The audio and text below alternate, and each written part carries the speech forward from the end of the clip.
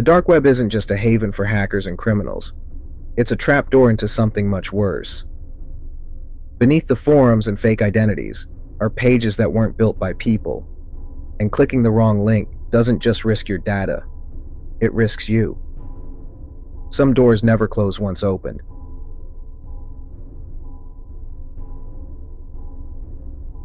This happened to me 3 years ago, and I haven't been on a blind date since. At the time, I was going through a breakup. Pretty bad one. I didn't want to talk to anyone I knew, so I started browsing forums.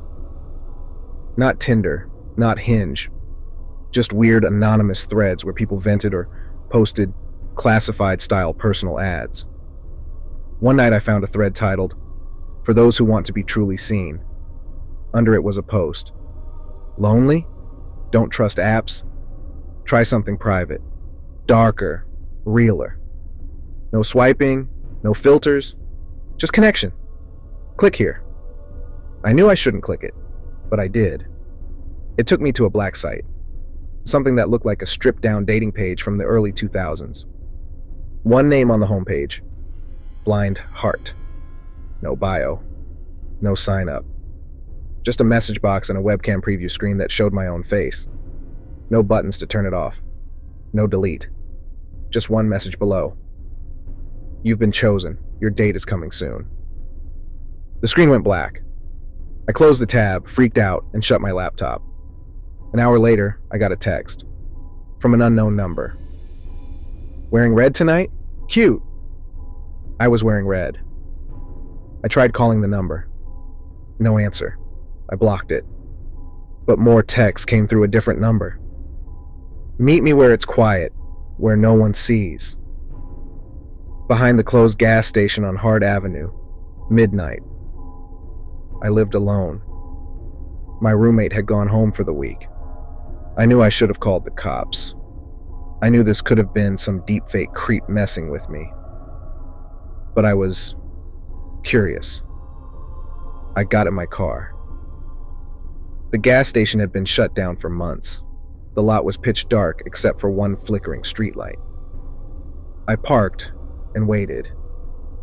At 12:03, someone stepped out from behind the building. She looked normal. Black coat, long hair, pale, pretty, in a fragile, porcelain sort of way. She walked right up to the passenger door and opened it without asking. Sat down, smiled, and said, "He matched with me." "Not you." I blinked.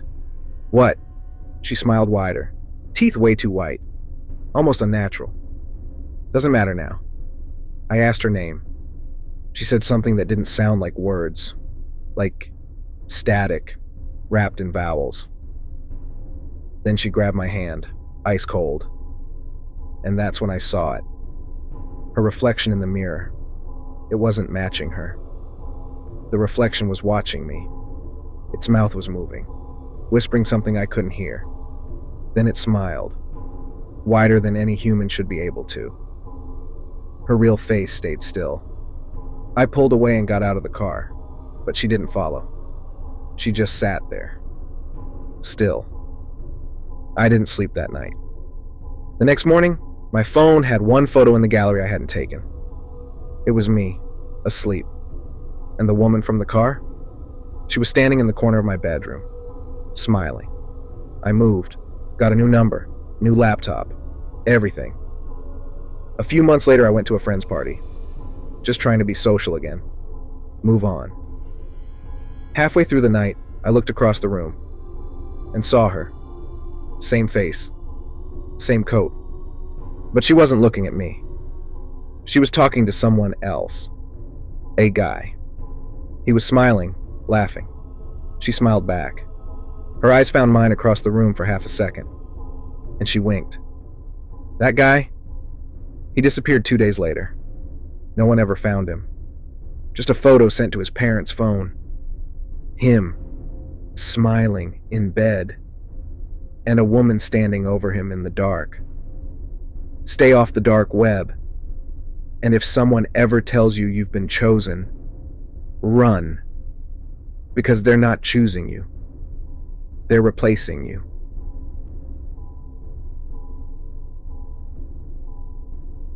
This happened in my hometown 2 years ago, and everyone still talks about it like it was just a rumor. It started as a joke, a stupid one. A guy named Travis who lived down the street from me decided to mess with his cousin Jake by sending him a fake link that supposedly led to a ghost live stream.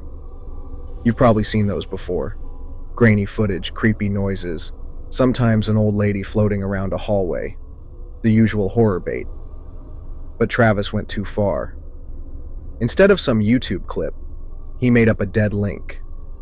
Not dead as in broken, dead as in cursed. He posted it in a group chat with 5 of us, including Jake, and added a message. Don't click this unless you want something to follow you. It's not just a video, it's a door. He claimed he found it through a hidden Reddit thread that disappeared hours later. He even blurred out the actual address like it was too dangerous to share. Jake, being the idiot he was, begged for it. So Travis gave it to him. The link was voidgate.onion/deadeyes. It didn't lead to a normal page. Jake called me that night. Said the site was just a black screen. One sentence at the top. The eyes are open. Then the text changed.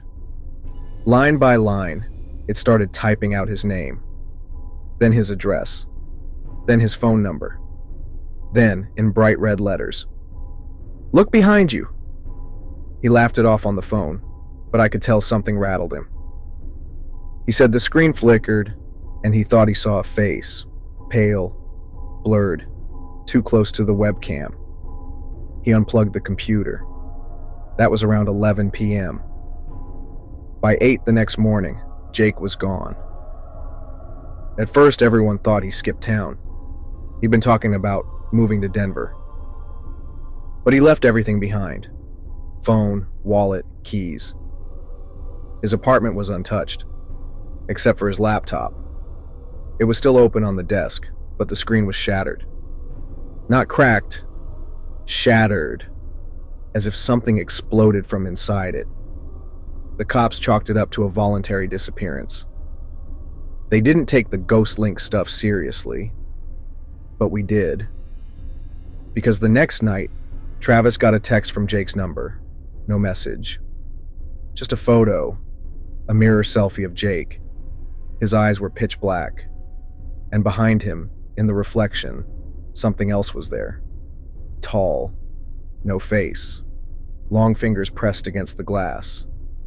The timestamp showed the photo was taken an hour after the cops had already sealed his apartment. The rest of us deleted the link from our phones. We blocked the number. We even stopped hanging out together. But it wasn't over. A week later, Travis went missing too. He'd been acting weird, paranoid, always checking his reflection, unplugging electronics. He said mirrors were echoing, and he'd caught his own reflection blinking out of sync. Then he stopped showing up for class. His apartment was locked from the inside. All they found was a wall covered in writing, written in soot or blood, repeating the same sentence over and over. It's not on the screen anymore. The laptop was missing. Only 3 of us were left. We met up and made a pact to never mention it again. We didn't report the link. We didn't talk to police. We tried to pretend none of it happened. But every now and then, I get these glitches. My webcam light turns on by itself. My reflection lingers a little too long in video calls. Once, I woke up to find my own photo set as my desktop background, except it wasn't taken by me. It showed me sleeping. Something was crouched at the foot of the bed, grinning. Last week I got an email from a burner address. Subject line, "You've been chosen." Inside was a message. Tag, watching. Link will open when the eyes close. No body text, just a link. voidgate.onion/deadeyes. Same as before. Same door. I haven't clicked it. I won't. Because I know now it's not a prank. It's not a virus.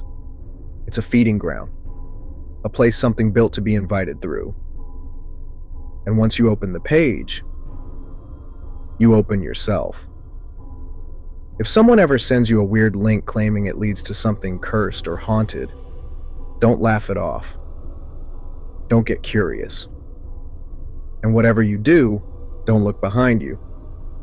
Because if you see something, it's already too late.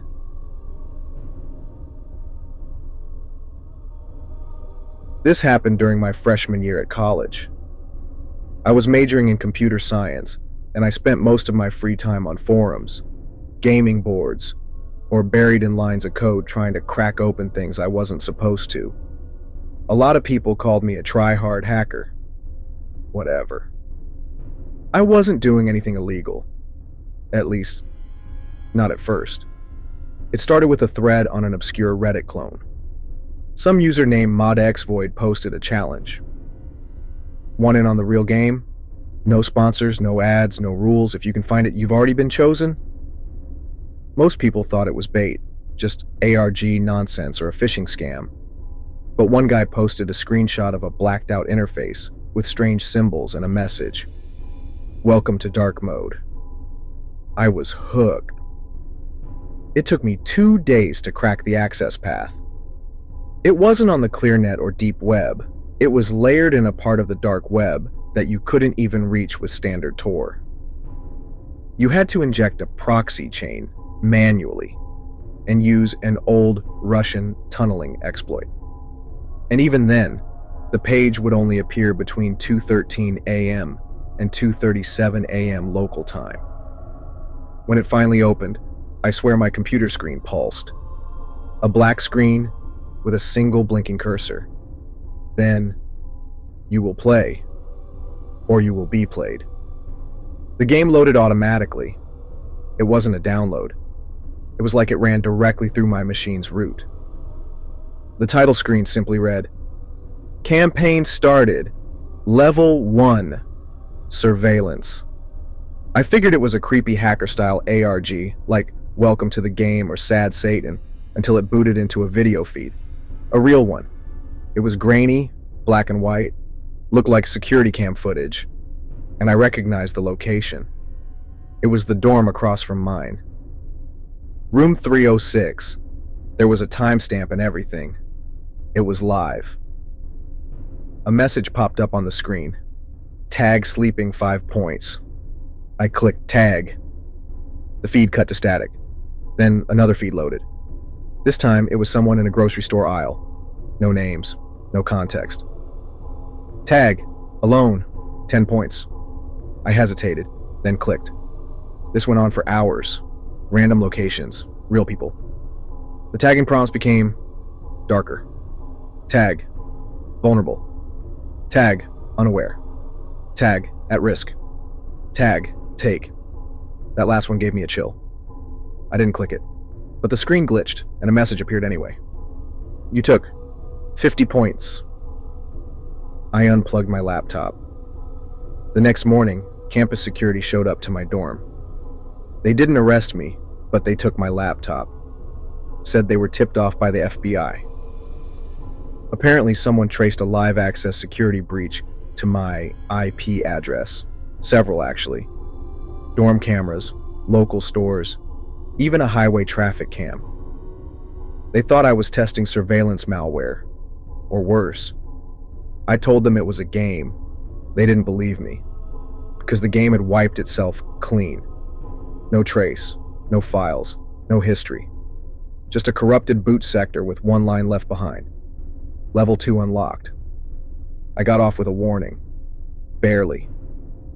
They confiscated my rig, and I was put on academic probation.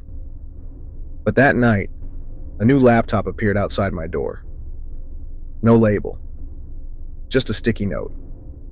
You played. Keep playing. I shouldn't have opened it, but I did. The system was already booted into the game. Now the interface had a new title. Level 2. Access granted. The first feed that popped up was me. Not old footage. Live. from inside my dorm room. The angle was from above, somewhere near the smoke detector.